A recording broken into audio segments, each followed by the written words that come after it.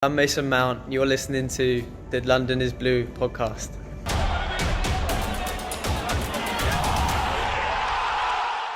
But let's talk about some goodness with Chelsea. Nick, your guy, World Cup winner, Olivier Giroud, was the one who came through with the clutch goal, the clutch header.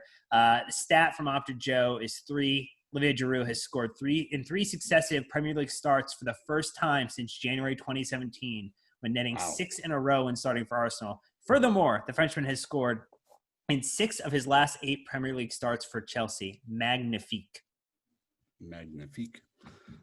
Yeah, I mean, he's just on form, man. I don't know what else to tell you. Like, I put out a thing on Instagram this morning using one of Chris Axon's photos, so go follow him on Instagram because he's wonderful and he lets us use his awesome match day photos. Just saying that Ollie Giroud Selly incoming. Like, he's on form. He probably should have had 7 or 8 goals today. I mean, if we're honest, and I think he acknowledged that in his post-match press conference where he kind of shied away from the question a little bit, but also recognized that he could have finished a little bit better. And again, you look at this time of the year as clutch time, Mike. You need players who are experienced, who have done the business before. And, people that, I think Frank's looking at his team and just putting out players that he can trust. And Ollie Giroud is 100% one of those guys and put in another shift today. Yeah, he certainly has our trust. He's our most trusted striker out there. I'd like to talk to him in the macro sense because I saw the day of the match polls, and I know he scores the eventual match winner, but I didn't think Giroud was particularly great today. Those were a lot of misses that he had.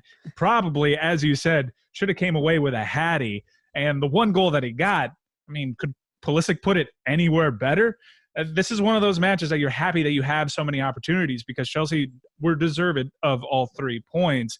And this is what Frank wanted earlier in some matches where, particularly the Bournemouth match comes out to mind and the first loss to West Ham where these teams clamp back and you can't unlock them. He's just like, take the chances, go out there. That's why Ross Barkley is getting playing time because you don't have to worry about him going for a goal. And finally, one of the chances come through. It's good to have a fit Pulisic. It's really cool to see Pulisic and Olivier Giroud work at Hazard-Giroud connection. Once again, the Hazard Pulisic comparisons, they don't rest. But as I've said before on Chelsea Mic'd Up, the only official Chelsea podcast, if he doesn't want those Hazard comparisons, then he should probably stop playing like Hazard. Well, so I think something that was interesting here, and someone asked the question of how many goals has Giroud scored now where it's led to us securing a win or securing 3 points. And, you look at, we didn't necessarily need the goal at Watford, right? You win 3-0. You needed the goal versus Crystal Palace. So right there, that helped us get 3 points. You needed the goal versus Villa. We would have lost or would have drawn Villa 1-1. So that's 3 points right there. So 6 points. He was crucial in the second Spurs win. That was a 2-1 victory where he scored. Massive performance, yeah. And so it's, 9 points. Then you look at the one just now, that's 12 points. So when we kind of think about how Tammy was a talisman in the beginning of the season, Mike, now we have Giroud, who, to the point you made, definitely should have. I don't think he should have had a hat trick. I think he should have had a 6-pack. Like, this dude was in the location and in the spot so many times that he was either he hit it with a little too much power, he headed it the wrong way, he couldn't kind of get his feet underneath him, but he came up in the moment when he needed it. And, without Giroud as kind of a second half of the season hero, we're not in third position. No, once he started getting the playing time in January, you can see the points that we were really struggling to unlock teams. And he's so crafty in the box. He didn't really display that too much this game but sometimes those backheel flips, the little two-touch game that he played with Eden, he tries to replicate now with Christian, and you can still see them trying to work on that timing. He's crafty. He deserves that contract extension. He brings something to the table that Tammy Abraham didn't. And now you see when you need to get 3 points, Olivier Giroud is who you're turning to.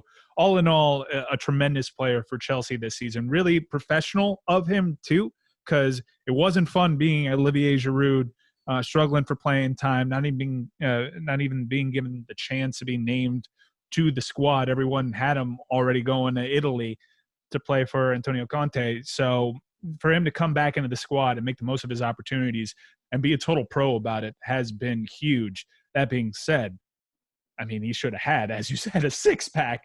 What are you doing, Olivier? Especially for like some people that might have, taken the team total over. What are you doing, Olivier? Someday you just have to, stand in front of the goal and let the ball like ricochet off of you for a goal. Like, I think maybe there's a little too much try hard on a couple of those opportunities, but crucial player, really happy for him. Total pro, onward. Yeah. Well, I'm sorry, but I don't know if you've mentioned the enhanced broadcast. I've seen Nick with his hands talk about what Pulisic and Giroud were talking about in the dugout before they come out to the field. Another cool part about that broadcast and having no fans is Giroud screaming to the heavens after every missed opportunity, drowning out whatever fake EA Sports audio that they have in there. That was really cool to see because Giroud was certainly frustrated throughout the game. I'm curious to know what sort of inside joke was going on when he shoves Jorginho several yards away when Jorginho is the first person to celebrate with him as he goes to congratulate Pulisic for the absolute dime of a cross. Can't get much better than that.